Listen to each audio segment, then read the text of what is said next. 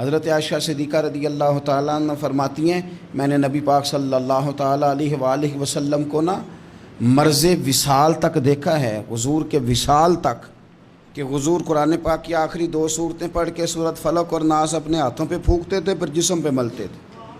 قرآن پاک میں شفا ہے۔ اب تو لوگوں نے دم درود کو اس کو بڑا ہلکا سا کام سمجھ لیا۔ ویسے بھی یہ عاملوں کے ہتھے چڑھ گیا، ملنگوں کے ہتھے چڑھ گیا، کاروبار بن گیا، تجارت بن گئی۔ ورنہ قرآن پاک کی آیات پڑھی جائیں تو حضور نے فرمایا سورہ فاتحہ میں شفا ہے، اس میں کرم ہے۔ یہ چیزیں جو بڑی ہمارے لیے سود مند تھی، فائدہ مند تھی، ہم چھوڑ گئے۔ ایک بڑی خوبصورت حدیث ہے، سنیے گا۔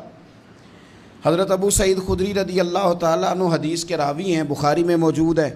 ارشاد فرماتے ہیں کہ ہم ایک سفر پہ تھے، واپس آ رہے تھے، ایک جگہ رات کو قیام کیا، سونا تھا، بستی تھی، بستی کے لوگوں نے